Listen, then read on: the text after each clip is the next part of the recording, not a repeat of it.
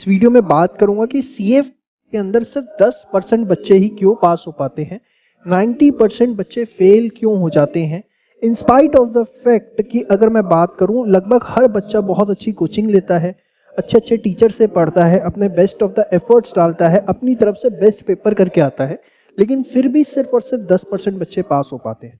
विश्वास मानिएगा, इस वीडियो को एंड तक देखिएगा। इस वीडियो को अगर आपने एंड तक देख लिया तो ये आपके लिए एक आई ओपनर का काम करेगी और आज से ही आप अपनी स्ट्रैटेजी को बदल करके अपने तरीके से पढ़ाई करना शुरू कर दें।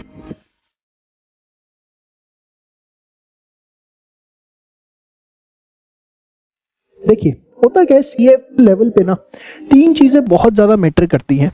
सबसे पहला होता है कि आपके पास कंटेंट की क्या नॉलेज है, सबसे पहली चीज होती है। अब कंटेंट की नॉलेज के ऊपर हम जो है बहुत अच्छे से अपनी एनर्जी लगा देते हैं। सेकंड हमारे पास होता है, जो हमें करना होता है वो होता है क्वेश्चंस की अंडरस्टैंडिंग। ये क्या है, अभी मैं इसके ऊपर आता हूँ। और तीसरा जो सबसे बड़ा मेन कंपोनेंट होता है वो होता है आंसर राइटिंग।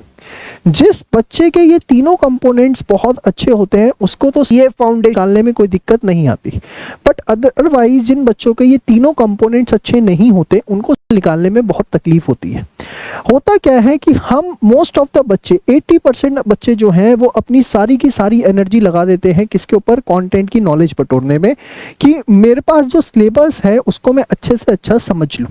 देखो, सिलेबस को समझ लेने से या उसका ज्ञान बटोर लेने से आप विद्वान तो बन सकते हैं, लेकिन अगर आपको सीए की डिग्री लेनी है, प्रोफेशनल बनना है, तो आपको एग्जाम निकालना पड़ेगा। और एग्जाम निकालने के लिए ये 2 पॉइंट्स इक्वली रेलिवेंट होते हैं, क्वेश्चंस की अंडरस्टैंडिंग और आंसर की राइटिंग। अब क्या है ये क्वेश्चन अंडरस्टैंडिंग और आंसर राइटिंग, जरा इसको समझिए। क्वेश्चन अंडरस्टैंडिंग की जब मैं बात करता हूं तो मेरा क्या मतलब है, सबसे पहले इसका मतलब है कि आपको सोर्स आइडेंटिफाई करना है कि भैया मेरे पास मैंने जो टॉपिक पढ़ा है, पढ़ तो मैंने लिया, लेकिन हर इंस्टीट्यूशन का एक अपना पैटर्न होता है जिसके बेसिस पर वो क्वेश्चन पूछता है। तो सबसे पहले मुझे ये समझना है कि जो मैं पेपर देने जा रहा हूं उस पेपर के अंदर उस पर्टिकुलर टॉपिक के ऊपर किस तरीके का क्वेश्चन पूछा जाता है, कहां से ज्यादा क्वेश्चन पूछा जाता है, किस पर्टिकुलर पॉइंट के अंदर वो अटकाते हैं, वो सिंपल क्वेश्चन पूछते हैं, वो एनालिटिकल क्वेश्चन पूछते हैं, वो केस स्टडी बेस्ड क्वेश्चन पूछते हैं, किस तरह का क्वेश्चन पूछ रहे हैं। तो जब तक मुझे क्वेश्चन अंडरस्टैंडिंग नहीं होगी कि मेरा इंस्टीट्यूट उस पर्टिकुलर टॉपिक से, उस पर्टिकुलर चैप्टर से किस तरह को क्वेश्चन मेरे से पूछ रहा है, मेरी गाड़ी जो है राइट ट्रैक पर नहीं जाएगी। और उसके लिए मुझे क्या करना है, मुझको भाई सोर्स क्या होते हैं, कहाँ कहाँ से हमारे पास पता लगता है कि क्या क्वेश्चंस आ सकते हैं। सबसे पहला तो भाई पास्ट एग्जाम हो गए, उसके बाद क्या हो गया, हमारा आईसीआई मॉड्यूल हो गया, ठीक है। इसके बाद हमारे पास क्या हो गया, आरटीपी हो गया। इसके बाद अगर हम बात करें तो नेक्स्ट हमारा क्या हो गया भाई, जो मॉक टेस्ट होते हैं। ये 4 सोर्स होते हैं जहां से हमें पता लगता है कि इंस्टीट्यूट हमारा जो है वो किस तरीके के क्वेश्चंस पूछ सकता है। आपको देखिए, कोई भी चीज आप कर रहे हैं, कोई भी चैप्टर आप कर रहे हैं, आप सोचते हैं कि हम सिर्फ चैप्टर करते चले जाएं, कहानी बन जाएगी। नो, जब भी आप एक पर्टिकुलर चैप्टर को कंप्लीट करते हैं तो सबसे पहले उसके बाद आप ये देखिए कि इंस्टीट्यूट ने आज तक उस चैप्टर पे किस तरह के क्वेश्चंस आपसे पूछे हैं। जब आप इस एक्सरसाइज को करेंगे, क्वेश्चन अंडरस्टैंडिंग वाली एक्सरसाइज को करेंगे, तो आपको समझ में आएगा 3 चीजें। क्या 3 चीजें समझ में आएंगी, बड़े ध्यान से सुनिएगा। वीडियो थोड़ा सा लंबा हो सकता है, बट विश्वास मानिए बहुत फ्रूटफुल वीडियो आप लोगों के लिए होने वाला है अगर आपने इसे एंड तक देख लिया। तो जब आप क्वेश्चन अंडरस्टैंडिंग की एक्सरसाइज करेंगे, एनालाइज करेंगे जो भी आप पढ़ रहे हैं कि भैया इस पे इंस्टीट्यूट मेरा किस तरह के क्वेश्चंस पूछ रहा है, तो आपको समझ में आएगा कि 3 चीजें हो सकती हैं भाई। एक कि भाई वो बहुत जनरल क्वेश्चन पूछ रहा है। जनरल क्वेश्चन पूछ रहा है मतलब मैं देख पा रहा हूँ कि इस चैप्टर के अंदर ये 10 टॉपिक थे, इन 10 टॉपिक्स के अंदर से ना मुझको पता लगा भाई 4 टॉपिक ऐसे हैं जिस पे वो घुमा फिरा के हर बार क्वेश्चन पूछ ही लेता है, और उन 4 टॉपिक्स के अंदर भी ये की पॉइंट्स हैं जहां से वो क्वेश्चन बार बार पूछ रहा है। ये जनरल है, और जनरल जो है 70% टाइम हमें वही देखने को मिलता है कि भैया 10 बार अगर पेपर आया है तो 6 से 7 बार जो है इस तरह का क्वेश्चन उस चैप्टर में से पूछा गया है। आप आइडेंटिफाई करिए, और ये आइडेंटिफाई करके जो जनरल है ना, जो आपने अपने कॉन्सेप्ट की नॉलेज बटोरते समय नोट्स बनाए थे ना, जब आप अपने पढ़ाई कर रहे थे नोट्स बनाए थे, तो जब आप क्वेश्चन अंडरस्टैंडिंग की एक्सरसाइज पे जाते हैं आपको पता लगा कि भाई 10 में से 4 ऐसे टॉपिक्स हैं जो जनरल कैटेगरी के हैं, तो आप अपने नोट्स के अंदर उन टॉपिक्स के आगे जी मार्क करिए कि भाई ये जनरल कैटेगरी के टॉपिक हैं, 10 में से 7 बार जो है यहाँ से जो है क्वेश्चन पूछा जाता है। रिवीजन करते हुए बहुत फायदा आपको मिलेगा। जब आप 10 टॉपिक पढ़ रहे होंगे आपको पता है ये 4 टॉपिक ऐसे आ गए जो जनरल है, बहुत पूछे जाते हैं, इसको एकदम जो है थोड़ा तमीज से मुझको देखना है। उसके बाद क्या है, आप देखेंगे कि नेक्स्ट कैटेगरी, मैं सी लिख रहा हूँ सीधे, बी अभी बाद में लिखूंगा। सी कैटेगरी क्या है, रेयर, आपको दिखेगा ये 10% होती है। मतलब कि भाई एक टॉपिक ऐसा निकलेगा, एक टॉपिक जो 10 में से एक बार पूछा गया, रेयर पूछा गया, और उस साल का आप पेपर भी उठा के देखेंगे तो हो सकता है पूरा पेपर ही रेयर कैटेगरी से बनाया गया हो। तो आपने क्या करना है, देखा कि भाई ये जो है वो रेयरेस्ट कैटेगरी का टॉपिक है, ये कभी कभी पूछा जाता है, ये हर बार नहीं पूछेगा, एकदम रेयर, 10 में से एक बार पूछ लिया तो पूछ लिया। तो आपने जो अपने नोट्स बनाए थे उसके अंदर जी मार्क कर लिया, और ऐसा टॉपिक जो रेयर कैटेगरी का है उस पर क्या मार्क कर लिया, आर मार्क कर लिया। ठीक है ना भाई, मेरा जी मार्क हो गया और क्या हो गया, आर मार्क हो गया। वंस मैंने जो अपने नोट्स बनाए थे उस पे मैंने जी और आर मार्क कर लिया ना, मेरा सेकंड स्टेप खत्म हो जाता है क्वेश्चन अंडरस्टैंडिंग का।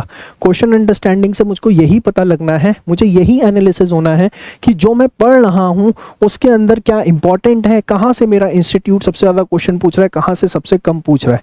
यहाँ पर एक पॉइंट रहेगा आपका, कौन सा, यहाँ पर आपका एक पॉइंट रहेगा बी। बी क्या है, between general and rare.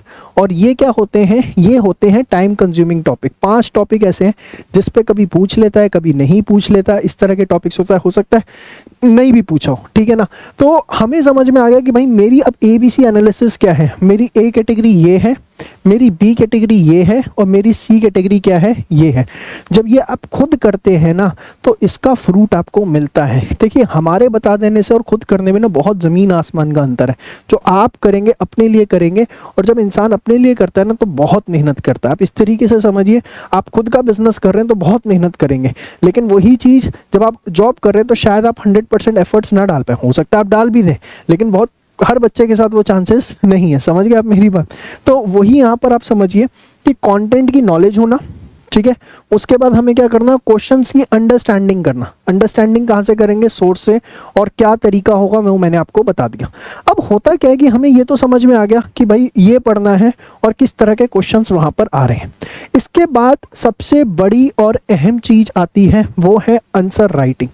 Answer writing का मतलब क्या समझते हैं भाई? आंसर राइटिंग का बड़े सिंपल अक्षरों के अंदर मतलब होता है कि how to express content in questions. भाई ये मीनिंग है मेरे हिसाब से तो, कि जो आपका कंटेंट आपने पढ़ा उसको आप क्वेश्चंस में किस तरीके से लिख करके आते हो, उसको मैं कहता हूँ आंसर राइटिंग। आप भी शायद इसी को ही कहते होंगे। अब आप कह रहे होंगे फाइनल लेवल पे आके आप हमें आंसर राइटिंग का मतलब लिख के बता रहे हो। मैं क्यों लिख के बता रहा हूँ आप समझिए। हो सकता है आपका कॉन्टेंट बहुत अच्छा हो सकता है आपका ये भी अंडरस्टैंडिंग हो कि क्वेश्चन किस तरीके का आता है, क्या आता है, अच्छा आता है। थर्ड स्टेप इज, क्या मैं जो एक्सप्रेस करके आ रहा हूँ क्या मैं वो ठीक एक्सप्रेस कर रहा हूँ। और विश्वास मानिए मेजॉरिटी बच्चे यहीं पर फेल होते हैं।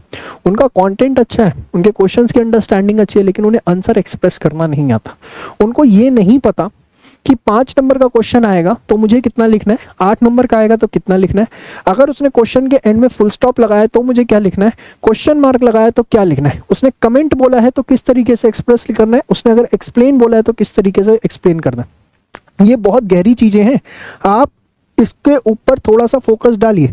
आप कुछ क्वेश्चंस उठाइए, देखिए कि उसके एंड में लिखा होगा कमेंट, कई बार लिखा होगा एक्सप्लेन, कई बार लिखा होगा क्वेश्चन मार्क, कई बार फुल स्टॉप, और चारों बार इंस्टीट्यूट ने उसका आंसर डिफरेंट तरीके से आपको एक्सप्रेस करके दिया होगा। कभी शायद आपका इस बात के ऊपर ध्यान ना गया हो, लेकिन आज से इसको देखिएगा। अब इसका तरीका क्या है कि भाई how to express content in question.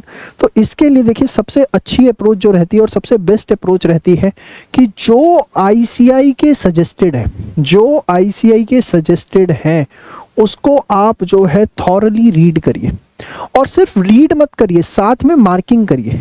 आपको कुछ ना कुछ उसके अंदर नया मिलेगा। क्या नया मिलेगा आप खुद करिए, आपको खुद समझ में आएगा। आपने क्वेश्चन उठाया, आप उसको पूरा डिटेल में स्टडी करिए, देखिए क्वेश्चन क्या पूछा था, और उसने आपको लगेगा अरे यार इतना बड़ा आंसर क्यों लिखना है। अरे भैया लिखना है, वो इंस्टीट्यूट की रिक्वायरमेंट है, तुम्हारा यूनिवर्सिटी का पेपर नहीं है, लोकल CA इंस्टीट्यूट का पेपर है, जैसे वो कह रहा है वैसे करना पड़ेगा तभी पास हो पाओगे, इतनी बात सुन लो। उसको क्वेश्चन मत करो, उसको चैलेंज मत करो। हो सकता है मैं कह रहा हूँ कि आईसीआई का सजेस्टेड भी एक दो गलत हो, लीव इट। एक दो के चक्कर में थोड़ा ना कि हम अपनी पढ़ाई छोड़ देंगे। आपने क्वेश्चन उठाना है और पूरे पूरे सजेस्टेड को रीड करना है और आपको उसको मार्क करना है। कैसे मार्क करना है, मैं छोटा सा एग्जांपल से आपको चलो समझा देता हूँ। सपोज इंस्टीट्यूट का आंसर है 3 पैराग्राफ में, पैरा 1, पैरा 2 और पैरा 3, ठीक है ना। तो आपने देखा भाई पैरा 1 जो है, पैरा 1 के अंदर उसने क्या किया, भूमिका बनाई। मतलब जो भी उसने क्वेश्चन के अंदर पूछा था उसके आगे पीछे की कहानी लिख दी, कुछ भी मेन पॉइंट के ऊपर बात नहीं करी, सिर्फ भूमिका बनाई कि भाई रेवेन्यू रिकॉग्निशन से हमारा मतलब क्या होता है, रेवेन्यू रिकॉग्निशन का इंडेक्स कौन सा होता है, रेवेन्यू रिकॉग्निशन की एप्लीकेबिलिटी कब होती है। आपने देखा भाई ये तो भूमिका बनाता है हर इंडेक्स के क्वेश्चन के अंदर, सपोज, ठीक है ना। पैरा 2 आपने देखा कि भाई पैरा 2 के अंदर जो है ना वो बात करता है मेन कंटेंट की, जो उसकी आत्मा है, उस क्वेश्चन के आंसर है, मेन है, वो उसकी बात करता है।